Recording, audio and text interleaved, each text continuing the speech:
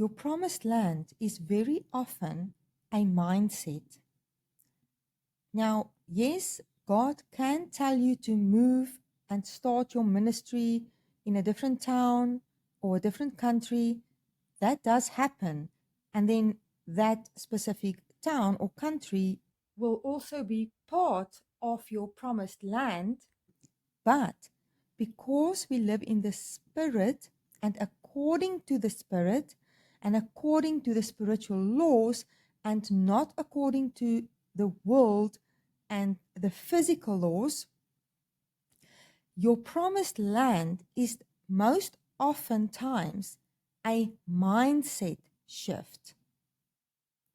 During your wilderness season, whilst you are in the wilderness with the Lord, walking out the fire, cleansing and purifying process with Him, God is freeing you, delivering you from your generational curse mindsets, those cycles of mindsets. And once you step into your promised land, you have a godly mindset. The Lord has renewed your mind, and now you have the mind of Christ, and you are no longer in bondage to those generational mindsets and cycles which have kept you in bondage for so long.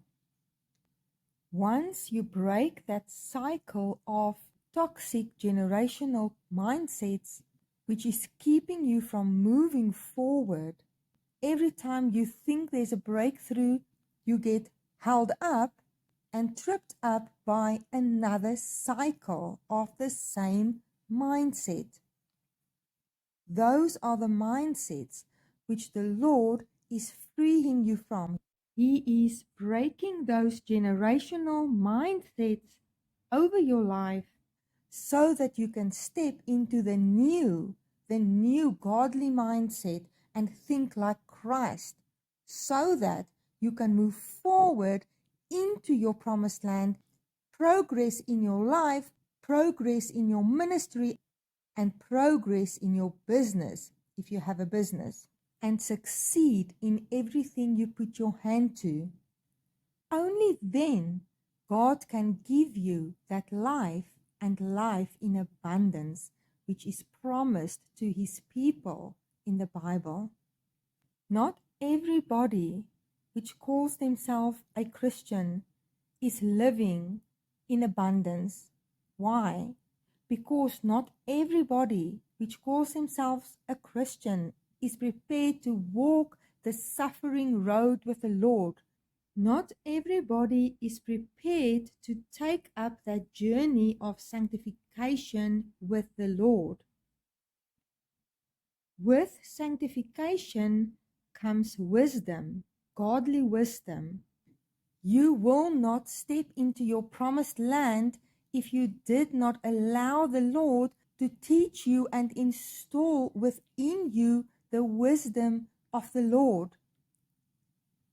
The breaking of generational curses comes with wisdom, the wisdom the Lord gives you and teaches you in your season of purification and suffering. It's a process, it's a journey that you take with the Lord. Without wisdom, you will not step into your promised land. And I'm not talking about worldly wisdom, educational wisdom, going and studying for 3-4 degrees at university. No, that means nothing to the Lord. That is worldly wisdom. I'm talking about godly wisdom. There's a huge difference between worldly wisdom and godly wisdom. For the wisdom of this world is foolishness to God. As the scriptures say, He traps the wise in the snare of their own cleverness. 1 Corinthians 3:19.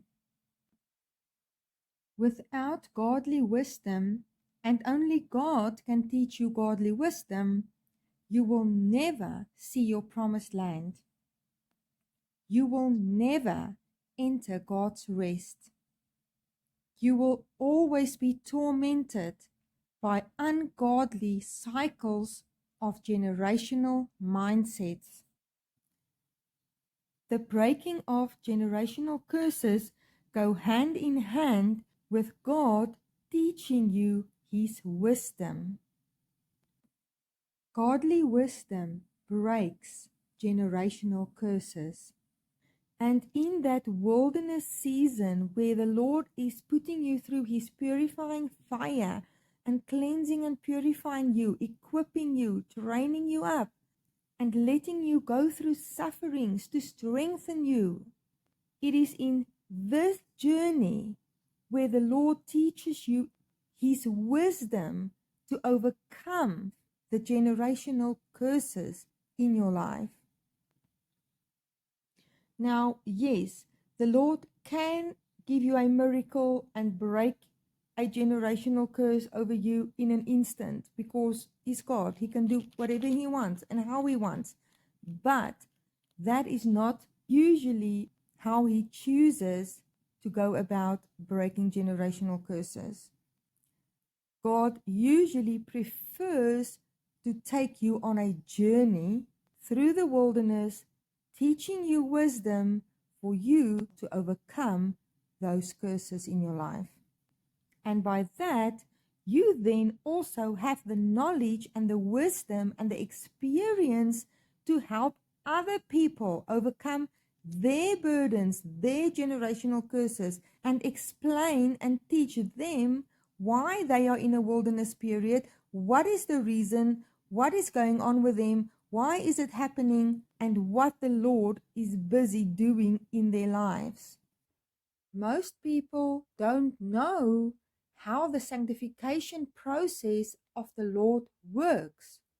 And when they find themselves in a suffering season, they have no idea what's going on with them and why.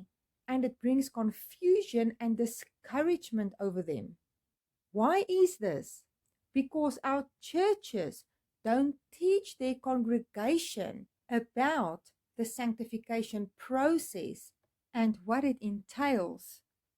Then when the Lord takes a person and throws him in that fiery furnace and start burning all of those persons' generational curses out of him, that person goes into a deep depression, not knowing what is going on with me, why is this happening to me, am I gonna die, did God leave and forsake me, does God hate me? And confusion and disappointment struck that person on a level that he has not experienced before in his Christian life. And the enemy sees a gap to tell that person to give up because this is just not worth it and this is not the way it's supposed to be. A Christian is not supposed to go through these things, and that everything in your life should now be only hearts, love, rainbows, and unicorns because you've now given your heart to Jesus.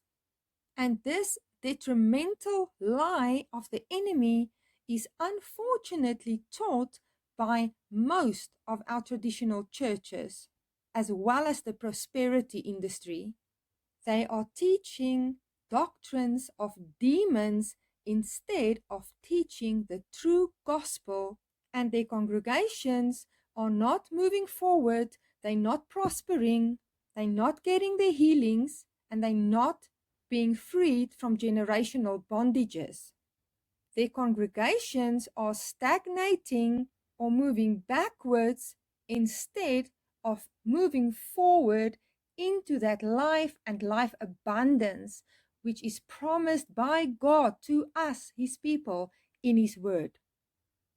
Right throughout the Bible, all of God's people went through suffering, and Jesus said that if you are not prepared to suffer for Him, pick up your cross and suffer with Jesus, you are not worthy of being His disciple. All those lies of the enemy which are taught in our churches and misleading people to think that the gospel is what it is really not, is the result of God's people forfeiting their promised lands, never reaching their full potential, never stepping into that overflow which the Lord has in store for them.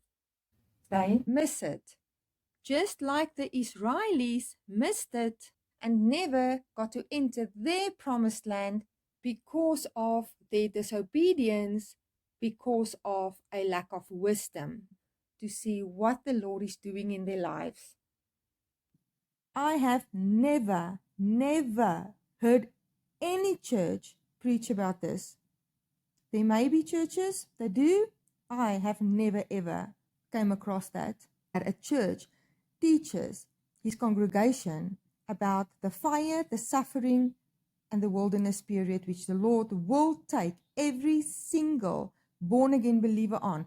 If you are a born-again believer of Christ, you will not escape that purifying fire and the wilderness and the suffering seasons, because that is part of our growth. The Bible teaches that if you are not prepared to go on those journeys with the Lord, that you are not worthy to be called a disciple of Christ. So no one will escape the suffering seasons. No one. If you do escape it, if you don't go through it, then you are not a disciple of Christ. So when the Lord starts taking you on these suffering journeys, you should rejoice.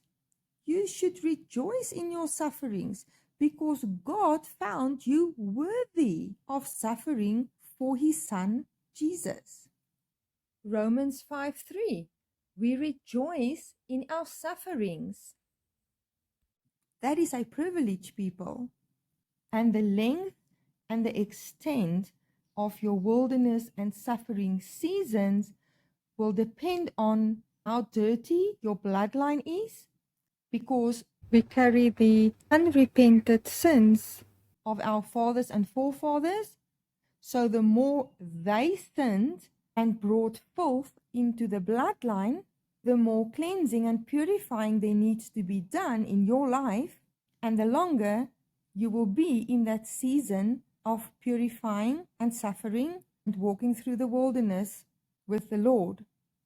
Also, the bigger your calling is, the more training, equipping, and strengthening and endurance you are going to need. And the Lord uses your wilderness, your suffering season, where he cleanses and purifies you, to also train you, equip you, strengthen you, install endurance in you, install faith in you, and train up into you everything that you will need once you step into your promised land, which in most cases is also a new ministry or an upgrade of a ministry, the more important work for the Lord. But don't get discouraged when you see some people going through a milder suffering period than you, because your rewards and your blessings and your anointings and the increase the Lord is going to reward you with will be according to your suffering, according to the extent of your suffering. You will reap that which you have sown in the wilderness. If you have sown much, you will reap much. And if you have sown little, you will reap little. And if you did not allow the Lord to take you through the wilderness at all, you will reap nothing. So if you have suffered a lot, if you have allowed the Lord to deal with everything in your life that he needed to deal with, then your rewards will be greater than someone who was not prepared to walk all the way. If you have sown with tears, you will reap with joy. And sometimes a reward is a blessing from God, and sometimes when we are disobedient, a reward can be a curse from God. God rewards us according to what we deserve. Let me just give you an example of where a reward was actually a curse. Matthew 6 verse 2. Therefore, when you do a charitable need, don't blow a loud horn as the hypocrites do in the synagogues and in the streets, that they may be praised by others. Truly, I say to you, they have received their full reward. We surely don't want our full reward to be a curse in our lives. So, my brothers and sisters, when the Lord wants to take you through the wilderness season, and when He throws you into that fiery furnace to burn away every generational curse and bondage in your life, in order for you to be free and free indeed and have that life and life in abundance, do not resist the Lord's fire. Do not resist the Lord when He is trying to help you and to prosper you, to heal you and to move you forward into prosperity. Do not resist the Lord's sanctification process. It will be worth it at the end. If it's not worth it to you yet, and you cannot see the blessings and the prosperity and the increase and the healings and the rewards, it's not the end yet. Just keep on pressing forward with the Lord. Do not give up. Endure and persevere until you cross that border into your promised land, where you will live a life of milk and honey.